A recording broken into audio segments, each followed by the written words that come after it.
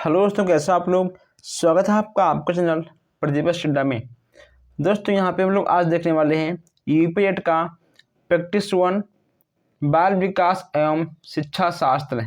दोस्तों आप लोगों ने अब तक कितना पढ़ा है, आइए हम यहाँ पर आपको जांचते हैं और आप लोग अपने आप को भी यहाँ पर जांचिए। यहाँ पे आपको 30 अति महत्वपूर्ण प्रश्न मिलने वाले हैं। अगर दोस्तों 30 में से आपका 25 नंबर का क्वेश्चन सही होता है दोस्तों, इसका मतलब आपकी तैयारी बहुत ही अच्छे से चल रही है। दोस्तों आप लोग ये 30 क्वेश्चन देखने के बाद आप हमको लास्ट में कमेंट बॉक्स में बताओगे कि आखिर आपके कितने क्वेश्चन सही गए। दोस्तों आप लोग वीडियो को सब्सक्राइब कर लीजिए, वीडियो को दोस्तों आप लोग लाइक करिए, शेयर करिए और आप लोग चैनल को सब्सक्राइब करिए। ठीक है दोस्तों, चलिए अब यहाँ पर हम देखते हैं आज का पहला क्वेश्चन से। हम इसको थोड़ा सा जूम कर दे रहे हैं ताकि आपको अच्छे से हर चीज़ दिख जाए। अब आपको यहाँ पर दिख रही होगी। पहला क्वेश्चन आपका है कि कोहलर यह सिद्ध करना चाहता था कि सीखना, दोस्तों सीखना एक संज्ञानात्मक संकार्य है। दोस्तों हम यहाँ पर आपके प्रश्नों के उत्तर बताएंगे और तो हम यहाँ पर आपके उत्तर को भी एक्सप्लेन करते हुए चलेंगे। जो प्रश्न जो आंसर आपके एक्सप्लेन करने लायक होंगे हम उसको एक्सप्लेन करते हुए आगे बढ़ेंगे। तो पहले का आपका तीसरा बिल्कुल सही हो जाएगा। आप लोगों ने कितना पढ़ा है आप लोग अपने आप को जांचना स्टार्ट कर दीजिए।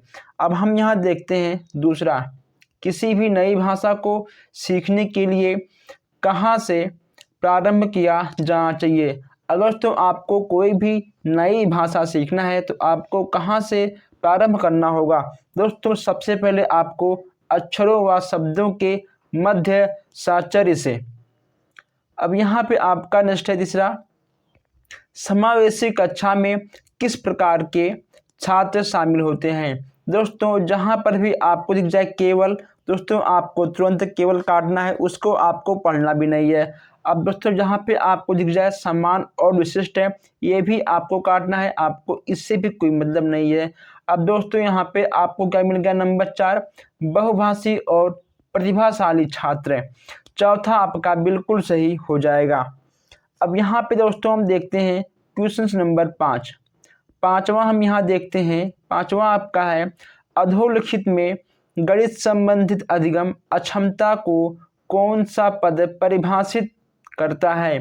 अब यहाँ पे चौथे की बात करें आंसर की, तो इसमें आपका हो जाएगा गणना दोष है। जहाँ पे आपको गणना देखने को मिल जाए वह देखिए दोस्तों, गणना आपका किस में होता है, आपका होता है गणित में।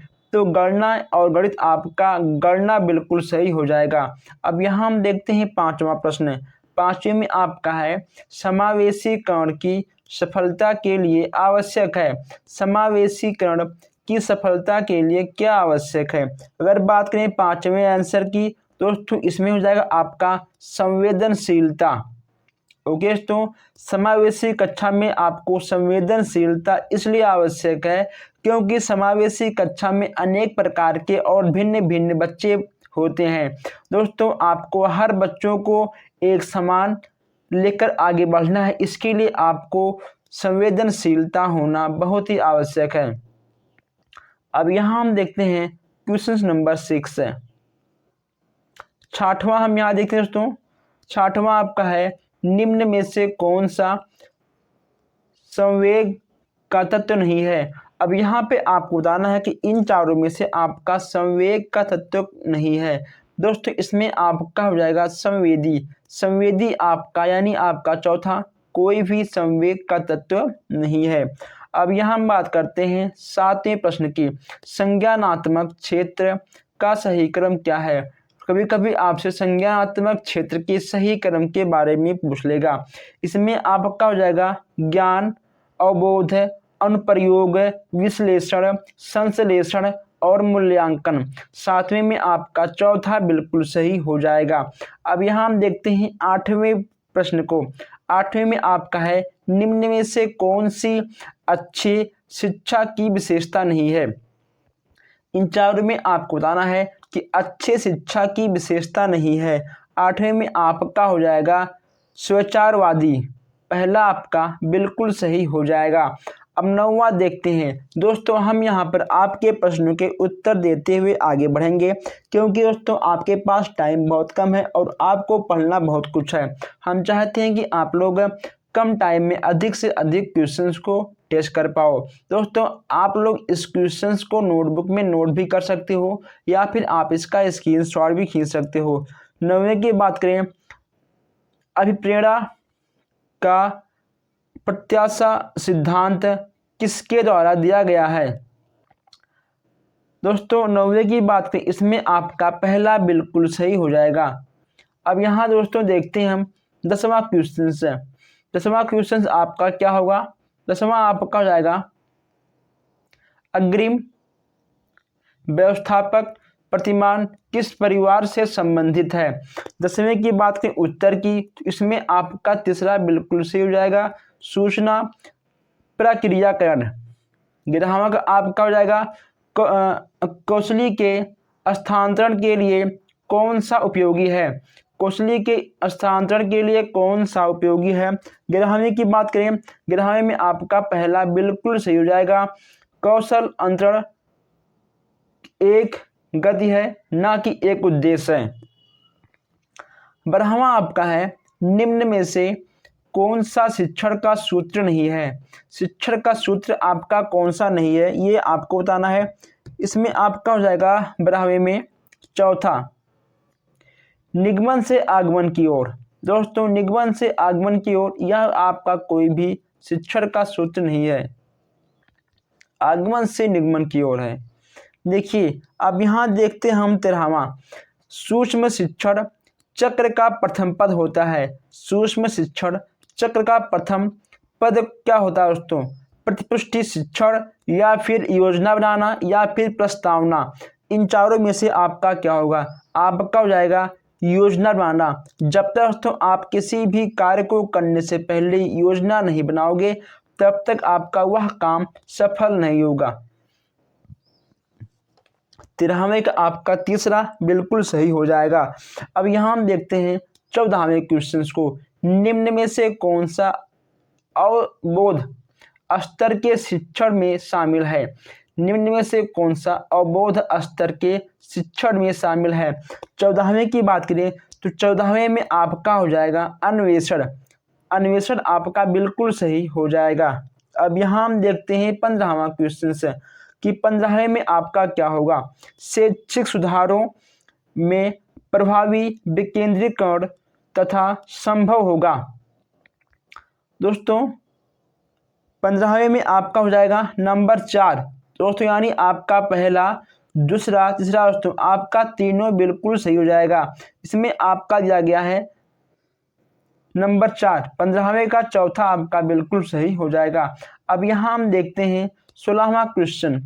16वां आपका है एक छात्र पढ़ रहा है, उसका नाम लेकर किसी ने बुलाया। निम्न में से किस संवेदना द्वारा वह छात्र अपनी अनुक्रिया प्रकट करेगा? ओके दोस्तों यहाँ आपको बताना है कि वह छात्र, किसी ने छात्र को बुलाया तो वह छात्र उस अनुक्रिया को किस तरह प्रकट करेगा? 16वीं में आपका हो जाएगा नंबर 3 यानी ध्वनि संवेदना। तीसरा आपका बिल्कुल सही हो जाएगा। 17वीं की बात करते हैं। 17वें में आपका है पियाजे के सिद्धांत के अनुसार प्रसंक्रियात्मक अवस्था की अवधारणा क्या है? 17वें में आपका 2 से 7 वर्ष। 13वां आपका बिल्कुल सही हो जाएगा। दोस्तों आप लोग 17 क्वेश्चंस कर चुके हो, लेकिन अभी तक आप लोगों ने वीडियो को लाइक भी नहीं किया है। आप लोग पहले दबा के लाइक ठोकिए और फिर हम आगे बढ़ते हैं। और अगर आपने अभी तक चैनल को सब्सक्राइब नहीं किया है तो आप लोग चैनल को सब्सक्राइब कर लीजिए, ताकि हर क्लास, हर प्रैक्टिस सेट, हर अपडेट आप तक सबसे पहले पहुंचे। अब यहाँ हम देखते हैं 18वें क्वेश्चन की ओर। निम्न में से कौन सी बात की बाल्यावस्था के बौद्धिक विकास की विशेषता नहीं है? 18वें में आपका हो जाएगा भविष्य की योजना की सूझबूझ। जब बच्चा बाल्यावस्था में होता है तो वह अपने भविष्य के बारे में नहीं सोचता है। आखिर उसका भविष्य क्या होगा, उसका वर्तमान क्या होगा। दोस्तों, बच्चों से इससे मतलब नहीं होता। बच्चों को बस केवल अपने ही मस्ती में मगन रहना, आप बच्चों को उससे मतलब होता है। आपका जाएगा 18वें का पहला। अब यहाँ देखते हैं 19वां क्वेश्चन से। इनमें से कौन मनोवैज्ञानिक भाषा विकास से संबंध है। यानी आपका 19वां में आपका नंबर 3 बिल्कुल सही होगा, यानी चोम्स्की जी हैं। अब यहाँ देखते हैं हम 20वां क्वेश्चन। आखिर 20वें में क्या है। थॉर्नडाइक ने अपने सिद्धांत को किस शीर्षक से सिद्ध किया है। दोस्तों, आपको बताना है कि थॉर्नडाइक ने अपने सिद्धांत को किस शीर्षक से सिद्ध किया है। अगर बात करें 20वें की आंसर की, इसमें आपका हो जाएगा अधिगम के प्रयास एवं भूल। 21 की बात करते हैं। 21 आपका है गिरोह अवस्था की आयु वर्ग एवं विलंब विकास। दोस्तों, विलंब विकास से संबंधित है। यानी आपका गिरोह अवस्था किस वायु के वर्षों में होता है। 21 का हो जाएगा आपका 8 से 10 वर्ष। 8 से 10 वर्ष एवं सामाजिकरण। अब यहाँ हम देखते हैं 22वां क्वेश्चन से। 22वां आपको जाएगा पियाजे के अनुसार संज्ञानात्मक विकास की तृतीय अवस्था निम्न में से कौन सी है। पियाजे के अनुसार आपका संज्ञानात्मक विकास की तृतीय अवस्था निम्न में से कौन सी है। 22वां में दोस्तों आपका नंबर 3 यानी मूर्त संक्रामक अवस्था आपका हो जाएगा। ओके दोस्तों, मूर्त संक्रामक अवस्था आपका बिल्कुल सही हो जाएगा। अब यहाँ हम देखते हैं 23 का आपका दोस्तों चौथा क्या होगा। निम्न में से अधिगम में योगदान देने वाले मनोवैज्ञानिक कारकों में कौन सा शामिल नहीं है। 23 में दोस्तों आपका हो जाएगा विषय वस्तु का स्वरूप। चौथा आपका बिल्कुल सही हो जाएगा। अब यहाँ हम देखते हैं 24 क्वेश्चन है। 24 आपका हो जाएगा निम्न में से सामाजिक मूल्य कौन सा है। यहाँ पे आपको सामाजिक मूल्यों के बारे में बताना है। इसमें दोस्तों आपका हो जाएगा सहायता परक व्यवहार। 24 का आपका पहला बिल्कुल सही हो जाएगा। अब यहाँ हम देखते हैं 25 क्वेश्चन है। 25 की बात करें तो पश्च अन्वेषण तथा साध्य विश्लेषण निम्न में से किसके उदाहरण हैं। अब यहाँ पर 25 की बात करें दोस्तों स्वतः शोध, यानी आपका 25 का पहला बिल्कुल सही हो जाएगा। अब यहाँ हम देखते हैं 26 क्वेश्चन है। 26 की बात करें तो सीखने के वक्र अभ्यास द्वारा सीखने की मात्रा, गति और प्रगति की सीमा को ग्राफ पर प्रदर्शित करते हैं। यह किसने कहा है। दोस्तों, बहुत ही अच्छा क्वेश्चन है। 26 में आपका हो जाए दोस्तों आपका होगा नंबर 3, यानी आपका 26 में तीसरा आपका बिल्कुल सही हो जाएगा। वीडियो को रोककर आप क्वेश्चंस को नोट भी कर सकते हो। 27 की बात करें, निम्न में से कौन सा थॉर्नडाइक के अधिगम के प्राथमिक नियमों में शामिल नहीं है। थॉर्नडाइक के अधिगम के प्राथमिक नियमों में शामिल नहीं है। इन चारों में से आपको बताना है दोस्तों अभ्यास, प्रभाव, तत्परता या फिर साचार्य स्थानांतरण का नियम। दोस्तों बताइए इन चारों में से आपका क्या होगा। पहला आपका बिल्कुल सही हो जाएगा। 28 की बात करें, यह होगा आपका अनुक्रिया सिद्धांत किसके अनुकूलन पर बल देता है। दोस्तों अनुक्रिया सिद्धांत किसके अनुकूलन पर बल देता है। इसमें आपका हो जाएगा व्यवहार पर। किस पे आपका बल देगा, व्यवहार पे आपका बल देगा। अब यहाँ हम देखते हैं 29 क्वेश्चन है। क्रिया प्रसूत अनुबंधन का दूसरा नाम क्या है। क्रिया प्रसूत अनुबंधन का दूसरा नाम क्या है। 29 की बात करें, 29 में आपका सेकंड वाला बिल्कुल सही हो जाएगा। अब यहाँ दोस्तों बात करते हैं 30वें क्वेश्चन की। 30वें में आपका क्या होगा, निम्न में से कौन सी अधिगम की एक विशेषता नहीं है। इसमें पूछा है आपसे अधिगम की कौन सी एक विशेषता नहीं है। इसमें दोस्तों आपका पहला बिल्कुल सही हो जाएगा। अधिगम का अवलोकन प्रत्यक्ष रूप से किया जाता है। इसमें आपका 30वां का पहला बिल्कुल सही हो जाएगा। दोस्तों हम लोगों ने यहाँ पर कितने क्वेश्चंस किए हैं, हम लोगों ने यहाँ पर 30 क्वेश्चंस किए हैं और आपको बताना है कमेंट बॉक्स में कि आखिर आपके 30 में से कितने क्वेश्चन सही गए हैं। अगर आपके 25 क्वेश्चन सही गए हैं तो आपकी तैयारी बहुत ही अच्छी चल रही है। अगर तो आपको किसी भी क्वेश्चन में डाउट हो तो आप कमेंट बॉक्स में क्वेश्चन नंबर लिखकर उसका व्याख्या आप कमेंट बॉक्स में पा सकते हो। दोस्तों अगर आपको कोई भी वर्ड समझ में ना आए तो आप उस वर्ड को कमेंट बॉक्स में लिखिए, हम उस शब्दों को हम पूरा व्याख्या आपको कमेंट बॉक्स में टाइप करके दे देंगे। दोस्तों अगर आपको आज की प्रैक्टिस अच्छी लगी है तो आप लोग चैनल को सब्सक्राइब करिए, वीडियो को लाइक करिए और हम मिलते हैं फिर नेक्स्ट क्लास में। धन्यवाद।